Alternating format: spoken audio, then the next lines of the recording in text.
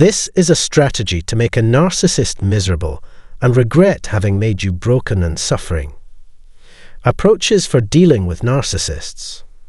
A common question that often arises when confronted with challenging behaviors exhibited by certain individuals is, how should one engage with these individuals? What strategies can be employed to coexist with them? And how can a cordial relationship be sustained? One of the most daunting aspects of this challenge is determining whether you are dealing with a narcissist. The term "these individuals" refers to narcissists. I strongly advise against attempting to change a narcissist. I once undertook this endeavor during my youth, driven by enthusiasm and a steadfast commitment to making positive changes in the world. I took on the task, even though it exceeded my capabilities, or as the saying goes, was beyond my pay grade. However, I have come to understand that this is a task that is not easily accomplished. It is not something that either you or I can successfully achieve at present. Significant change is exceedingly challenging to attain due to the deeply ingrained nature of a narcissist's behavior. When interacting with a narcissist, it is vital to remember that their actions do not reflect your worth or value. Instead, they are a manifestation of their own internal conflicts and insecurities. Some believe that narcissists are inherently unchangeable, regardless of the effort invested. This often prompts the question of why this is the case. Isn't it true that every individual has the capacity for change? In theory, all individuals can undergo transformation. Many inquiries revolve around the origins of these individuals. What leads one person to develop narcissism while another does not? If we were to understand the root cause, could we then identify the initial steps to facilitate their transformation? In reality, the origins of this behavior remain largely unknown. However, I can share some of the most prominent theories on the subject. Hopefully, this information will provide you with some insight and relieve you of any sense of responsibility to rectify the situation. One common question is whether narcissism is a result of heredity or the environment. While research findings are somewhat inconclusive, the prevailing belief is that it is a learned behavior. It is widely recognized that narcissists often stem from overly authoritarian parenting styles. Overprotection, characterized by a parent excessively showering their child with attention, can nurture a sense of entitlement, potentially leading to an adult who is spoiled and indulgent. It's crucial to remember that we are not just raising children, we are shaping the individuals they will become through our actions. On the opposite end, parental neglect or mistreatment can also have a significant impact. It may lead a person to develop an excessively arrogant demeanor as a form of self-defense or a preemptive strategy to avoid being targeted. They become so self-centered and conceited that they elevate themselves above others to protect against future harm. It's important to note that these theories are hypotheses and not definitive facts. The perspective I'm sharing is rooted in psychodynamics. One often suggested approach to understanding an individual's development into the person they are today is to examine the influence of their upbringing and parental guidance. Does this understanding currently aid in your interactions with these individuals? It might, especially if you possess empathetic and compassionate qualities. Gaining insight into the underlying causes of their behavior could potentially increase your capacity for patience and resilience. As mentioned earlier, I remain an unwavering optimist when it comes to the potential for change in any individual. However, it's crucial to acknowledge that the prognosis for those exhibiting narcissistic behavior is typically not very promising. While not impossible, the road to transformation can be more challenging compared to other mental health issues. Prognoses are more favorable for certain mental health conditions like anxiety disorders and phobias. With appropriate treatment, These conditions are often effectively manageable, leading to a significant improvement in the affected individual's quality of life. Nevertheless, treating personality disorders like narcissism can be more challenging. This is because, from the narcissist's perspective, their behavior serves their self-interest. They do not perceive any fault in their actions and attitudes, leading them to think, "Why fix something that isn't broken?" Such a viewpoint may hinder their efforts to change.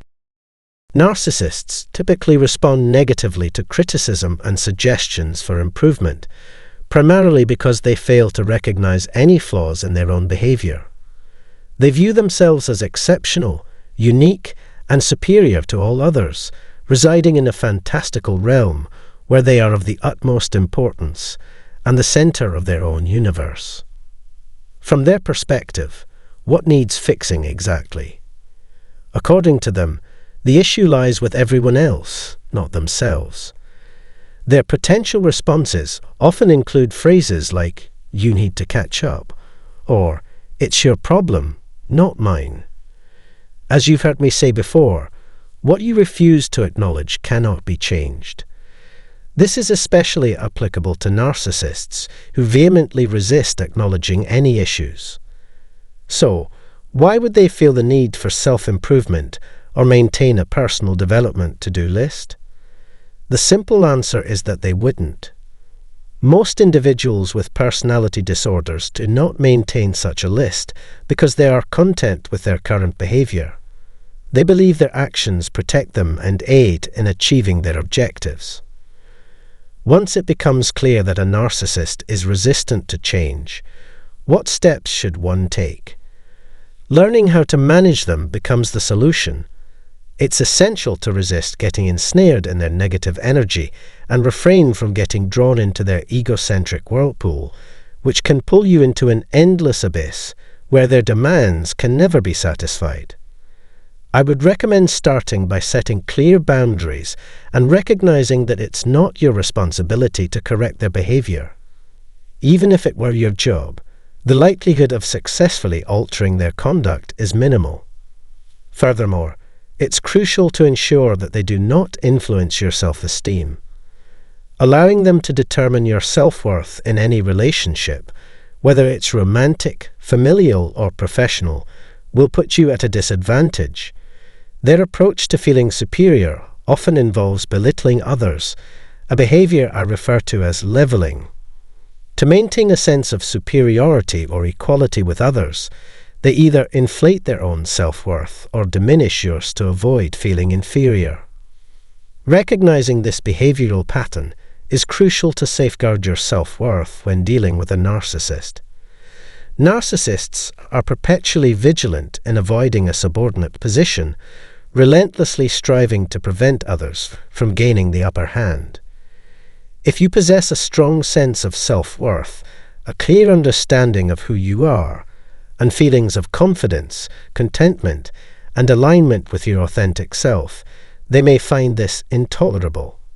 Your inner peace and resilience pose a challenge they cannot easily overcome, leading them to attempt to diminish these qualities or even try to undermine you.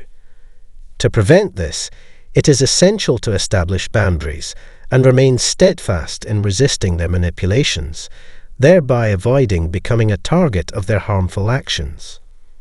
Allow me to elaborate on the behavior of narcissists.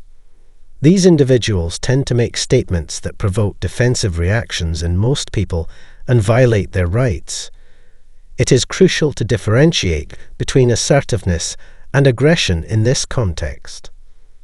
Assertiveness involves the voluntary expression of one's rights without encroaching upon the rights of others, ensuring the highest respect and consideration for all parties involved.